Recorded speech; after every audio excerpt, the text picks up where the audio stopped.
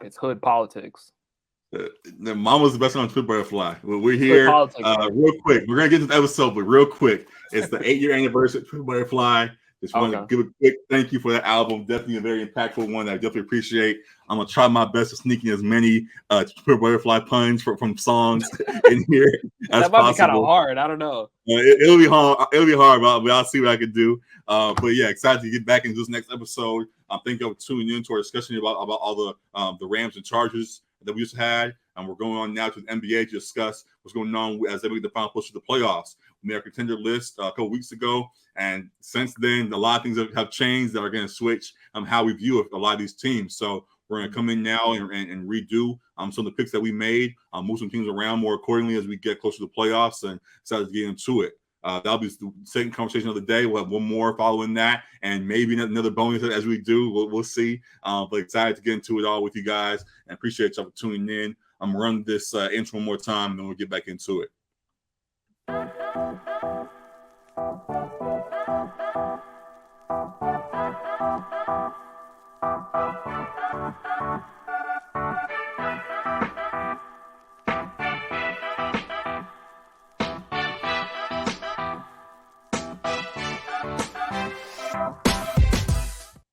All right, so here we go. No wasting no time. As you guys see, here's our tier list as of the last time that we did it. Definitely had some interesting thoughts that they had. I think that was right after the All-Star break in regards to where certain teams land. We have our 5 categories. They for the real contenders that might have a few questions but are clearly ahead above the rest. The if segment, the teams that are somewhat in the contender area, but if they stay healthy or if this guy returns, those type of teams we have there. The LOL you thought for the teams that are good, but we think may have their hopes set too high still, even with the regular season. The one and done teams for the teams that are just happy to be here, the teams that may have overachieved and gone to the playoff race, or teams that have undersold and will be bounced out pretty early, we believe. The study of the crossroads teams were the teams that might not fully be tanking, but aren't playoff teams either, as it says, literally study at the crossroads. And then Wemby, who is still the We Want Wemby segment, is for the teams that clearly are tanking. And Wembenyama is the top pick in the draft still. Though many might say Brandon Miller as we get into the March Madness or Scoot Henderson, Wemby is still the most notable name in this draft. And the teams that are tanking for him are at the bottom. So we have the segments as we do. We have the teams categorized for the moment as is. Where do you want to start, Alec, in adjusting this thing to today? Let's go bottom to the top because the top is more interesting to me. So yeah, let's start bottom. I think we want Wemby. Those 4 teams are comfortably there. Correct. There's a couple teams in the East that are teetering on that a little bit. The Magic are like slightly out of that. They're 28-41, and they're I guess 4 games out of the 10 seed. So they're kind of close to that. Do you remember why we had them stuck at a crossroad? They have a core a little bit. They have Franz. They have Paolo. They have a bunch of good guards and all of that. So they weren't fully tanking. But they're not really a playoff team either. So it's like, are you guys going to keep this little core you guys have with all these young guys you keep on adding into the mix, or are you just gonna rebuild it and go for a top pick again? So that was why. Okay. Because yeah, they're probably the one team that I might move down. The others I think are fine. I'm fine with them getting a spot. So if you want to move them down, we move them down. If not, it doesn't make a big difference to me. Yeah, that would probably be the only change I would make down at. I'll do it, I guess. I mean, either way, sure. But I think everyone else kind of is stuck at a crossroad. The Blazers kind of have fallen out a little bit of that like play-in range. They're still a couple games out, 3 games behind it, but they seem like it's the same scenario with Dame. Like they're not trading Dame, clearly. Right. But they haven't brought in the pieces. He's happy just to be having success and happy in that city. What do you think of his comments? There was that long clip they posted with JJ. What do you think of the comments he made recently just about the state of the NBA and how he doesn't like how things are transitioning? I agreed with a lot of. I mean, he agreed with a lot of what we were saying on last episode. We were talking about, is the NBA product cooked? Right. He was basically saying yes, like primarily yes. Just as far as the competition and how much fans, media don't care about like the regular season in terms of evaluating guys. It's only come to ring culture and have you won a ring? If not, it Right. doesn't matter what you're doing in the regular season. So I agreed with a lot of what he had to say. And as far as him after he retires, like he's not going to be talked about like that much. Like there's going to be other guys that we're talking about, like Giannis, like Luka, like Zion. Like he's saying, like not necessarily that he'll be forgotten or that legends are forgotten, but there's going to be other young stars that like we're going to be focused on, and the legends will be brought up when we have those legendary discussions and of where guys rank and all that kind of stuff. But Right. I think Dame's legacy is going to be solidified whether he wins a ring or not. Like it'll be a hit to his legacy that he didn't win a ring, but I think we'll still remember him as one of the greatest point guards to have played. Right. So, yeah, I agree with a lot of what he had to say for sure. Yeah, what about you? Yeah, I'm with you in that. So yeah, I think with that being the case, as an organization that puts them at a crossroads as we have them, and just them being satisfied, I guess, with their position, though they aren't fully contending or tanking in either regard. So that's it with them. I think the And the rest of Hawks can maybe go up to one and done. I like the move hiring Quinn Snyder. They've committed to the defensive end a lot more. And like seems like they have a little bit more of an identity. They're currently in the 8th spot right now, so it seems like they will be a play-in team. So I could see them making the playoffs, but I don't see them getting past the first round. So I could see them one and done. Anyone else on Crossroads? You want to move either way? Wizards are good. Bulls are like the prototype for stuck at a crossroad. Yep. Jazz, similar. They'll probably be in play-in contention. We'll see.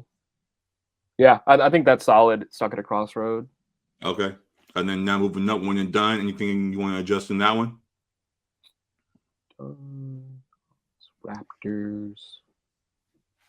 Nets have a lot of good 3 and D guys. I don't know if they can get past the first round. Right. Yeah. Yeah. So I think they're solid where they're at. Wolves. That's a tough one. Because I do think Dallas and the Lakers are going to climb a little bit. So the Wolves may be in jeopardy of missing out.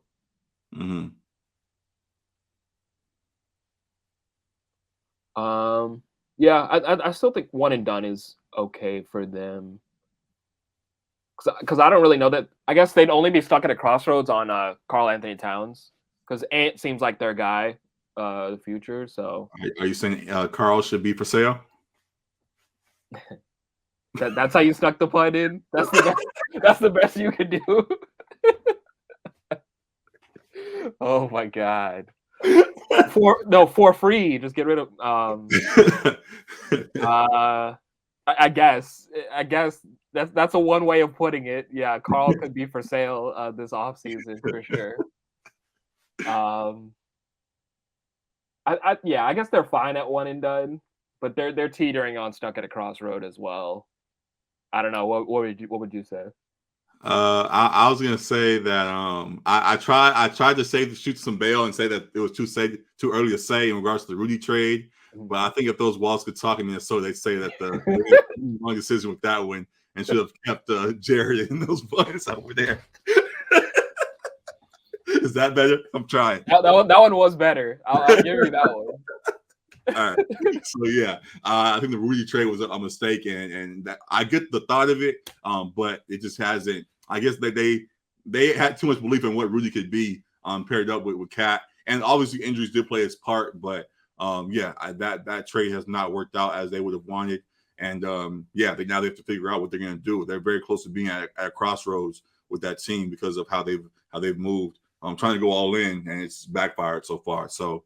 Ant still is that guy, but McDaniels is nice. I think it's over there too. But besides that, the other guys that they want to be a part of that core have not meshed as hoped. So yeah, they're close to dropping down if they don't continue to move accordingly. So yeah, we'll see about them. But very interesting.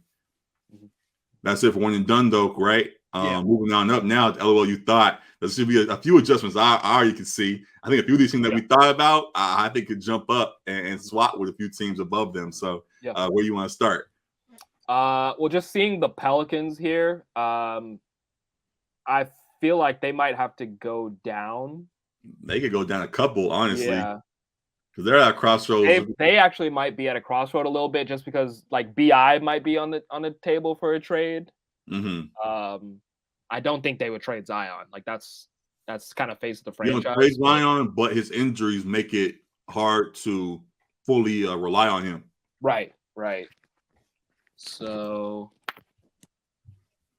the Miami Heat. What spot are they at? They're at 7. They're a 7 seed that thinks they're like a sleeper team, like they're going to be a contender when they're really not. That's why I keep them there. Yeah, I'd probably keep them there. They keep thinking like, oh, we have Jimmy still, so we're going to make a run. No, you guys aren't. I'm sorry. Right. I want to believe, but it's not happening. I think, well, I'll start with the Lakers first. I think the Lakers should be an if. I think they already kind of were an if for me last time, but I was just more concerned about the injuries. I didn't want to have them too high. Correct. But with the trades they've made, the team is gelling. They're winning games without LeBron. D'Lo has been exceptional. They look like a really good team. If all parts are healthy, I don't think any team wants to see them in the West. The Kings, I believe, are an if as well. I think matchup-wise, a lot of these teams in the West don't play defense. Like I said, that's the main issue I have with the Kings. But a lot of other teams also have a defensive issue. Correct. There's a couple of matchups in there that I think they could win in the first round. Second round might be tougher, but I think they can win a first-round series, given them. The Knicks, I think, might have to stay at LOL. You thought. While I do think they're a good team, I don't really see their ceiling higher than the second round. I agree, just in that I can't move them up because I don't know what their if is. Yeah, exactly. Like I see what they are, but I don't see what's missing that needs to improve to get them over the hump. Like it's not injuries. Even when Brunson was healthy, they still were an LOL you thought team. So it's not health that's the issue. I guess the lack of star power beyond. Exactly. That's what I was gonna say. They have two really good stars. They don't have one superstar. Correct. So I think that's kind of what it's going to come down to in the playoffs. So yeah, I'd probably keep them there. And then I guess we can go to if now. I think there's a couple teams that need to go down for me. I think the Mavericks actually probably need to go down. I was going to start there as well. Correct. They haven't really figured it out. I think they've won the 3 games where Kyrie played, but Luka hasn't. And they're they're 500 when Luka and Kyrie have played together. Right. So they've kind of struggled to figure out that dynamic. They've been really powerful offensively. But we saw them blow that 27-point lead to the Lakers. And we've seen them just kind of struggle with the late game dynamic and their defense. They lost a couple 3-and-D guys with the trade they made. So while I do think they're still a scary opponent because of Kyrie and Luka in a playoff series, they have their flaws as well. So I was going to ask that, but yeah, I agree. I think in the playoffs, things could be possible with them. Luka turns it on the playoffs heavily. Kyrie, we know what he does in the playoffs.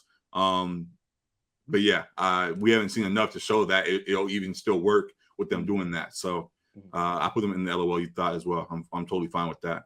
Where are you at next? Warriors are still an if. They've shown flashes of still being a contender level team. Right.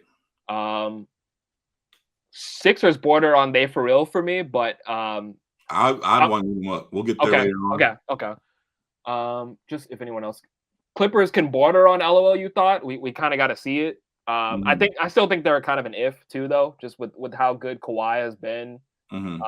It seems like Ty Lue starting to figure out how he wants to handle rotations and closing minutes and that kind of thing. So Right. I still think they're an if because they do have superstar and star power there. Cavs are still an if. I think their ceiling's a little lower than some of the other teams, but I think they're still an if. But Grizzlies for me, LOL, you thought. And that's based on what? Few things. They lost Brandon Clark, Steven Adams missing significant time. So I think that hurts in the playoffs. Jaw's situation is still a question mark. They released today that he's going to be ramping up for a return. They say he's going to be back. They just say he's going to be suspended for 8 games first, and then he'll be able to return. So, and yeah. A little bit of a question of what that return looks like. The mental state, just the entire team, and what the team looks like there. I think, given the matchup, you favor them in some series. Like, I don't know what you would say in a. Let's see how things would look right now. Like if they played the Wolves, I could see them beating the Wolves right now if they stayed at 2. If it's the Lakers at 7, I'd be a little concerned if I'm the Grizzlies. If it's the Mavericks at 7, I'd be a little concerned. So it kind of depends on the matchup. They can teeter on if as well. But for me, it's LOL you thought too, because I mean this is the team that talks the most as well. This is the team that talks as if they're a dynasty already. And I don't think they're there. Hey, Memphis, I don't think they're there. Man. Memphis, listen, you ain't got a lot of kicking, man. It's all good. Be just who you are. Exactly. And be just fine. In that same way, somewhat, Ja learned quick how much a dollar cost, and that he not to pay his money too much. And he sat down for a minute. He's gonna be back. And while I think Ja will definitely be impactful, and why I would slightly keep them in the if segment, but because of the injuries that you're pointing out in regards to Brandon Clark, who was a key figure for them, as well as Steven Adams, who's been in and out of the lineup for a while now. The injuries, I think, way more than Ja returning, actually. So I think those will play a part. There's a few teams that, as you mentioned, at the bottom of that, besides the Mavericks, the other 2 teams have a lot of good bigs and 3-D type guys. So if you don't have guys to match up with them, beyond Dylan Brooks, I know he talks a lot, and actually he can handle it all. If you don't have other guys to match up with them, that definitely could be a cause for concern. So I'll give them a LOL you thought right now, but I see moving back up if they figure things out going forward. So we'll see. But I'm with you. Yep. So do you want to move to They For Real now? I think, yeah. So I guess that's stamped for both those segments, at least somewhat. Now for the moving up to the last group, that top tier, They For Real, there's going to be a few that I think we're actually in sync on. Let's go ahead and start off with the Suns. You have the Suns as for real, or you think they're dropping down to the if? Yeah, I already kind of wanted them as if last time we talked about this, and I think they have to now, especially with KD. That was one of my concerns too, KD's health. That was kind of a freak injury where he just tripped over his own ankle in warm-up. But he's starting to rack up the injuries over these last couple seasons. So if he's healthy, they're a Western Conference Finals contender, definitely. But without him, they traded away a lot of their depth for him. So I'm a little concerned. I think they're still a good team. But Chris Paul is still Chris Paul, so relying on him in the playoffs, you're always a little cursed when you got Chris Paul on the roster. I'm not gonna argue with you. So yeah, they're a big if. For me, the Nuggets defense, boo boo. We've known this all season though, and they've lost like 4 straight now. Is it 4 or 5? I gotta look at their. They've lost a few, but they're still the 1 seed. For now, yeah. But for me, the Nuggets, they're an if as well. I gave them the respect because they're the number 1 seed. But I think there's a few of these matchups come playoff time that don't look pretty for them because, like I said, like when your number 1 player is not that in tune with the defensive end in Nikola Jokic, right? I think that may hurt him in the MVP race going forward. Like they're pushing the narrative real hard right now. They're pushing that very hard. They're pushing out all these clips of him not playing defense. They're pushing all these clips of him getting dust bodied. They put the Spurs the other day, and they just did layup lines going right past him like he just didn't care at all. So they're trying to find ways to at the end. They found the way to show why they found the narrative to push to get him not getting his third MVP. And it's sticking right now. We'll see if the media folks agree with them or not. But they're trying hard to not let Jokic get his third one.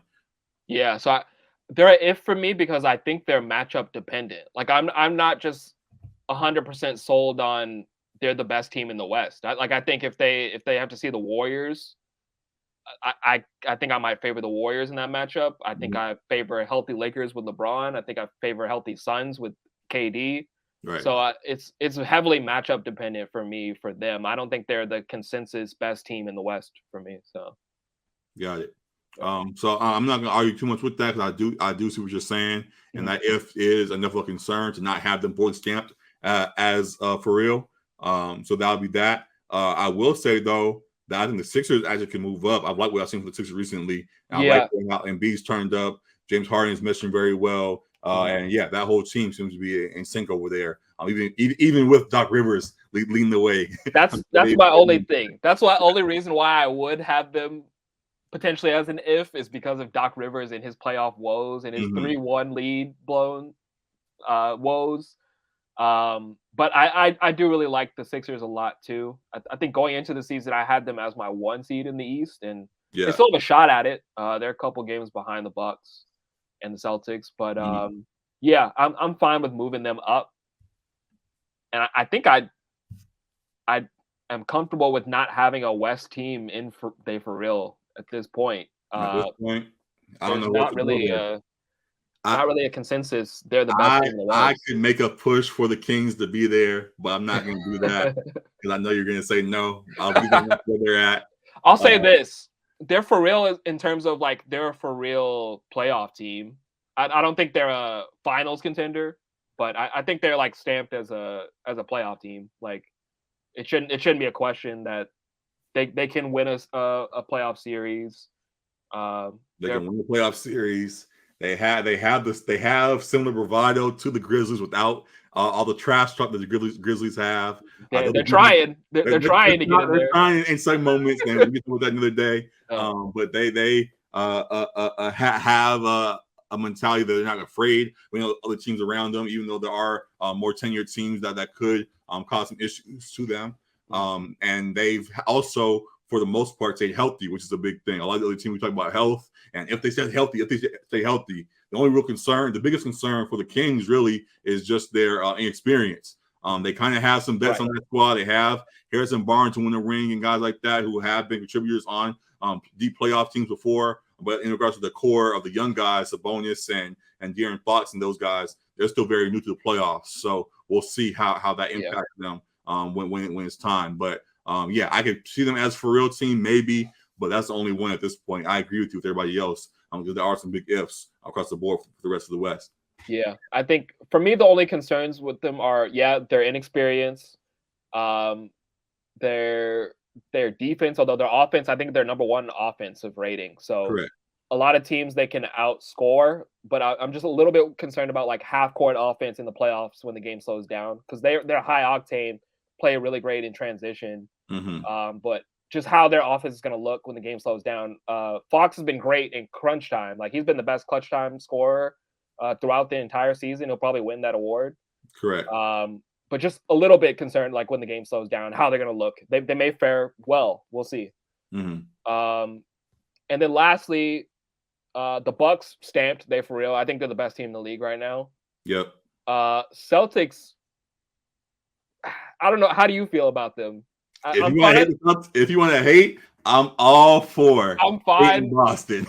That's why I wanted to bring Matt on, so we have an unbiased opinion or a biased the other way opinion. But yeah, I'm all. If you want to drop them, that's fine with me. The thing is, I don't know exactly what their if would be. I don't know if it's for them a matchup thing. If they had Ime Udoka. Maybe. That might be it. Because yeah, they've had some rough ones in this last stretch. They blew a huge lead to the Nets, blew a huge lead to the Knicks, lost to the Rockets. Mm-hmm. There's It's been almost lost to the Cavs. There's been some rough games in it's there. almost the flip of last year. Last year they started slow and flipped the switch at the end of the year and really geared up. This year they've been good most of the year and have tailed off just a little bit in this last stretch. So Jason Tatum post All-Star break has been a little rough to watch, efficiency wise, especially.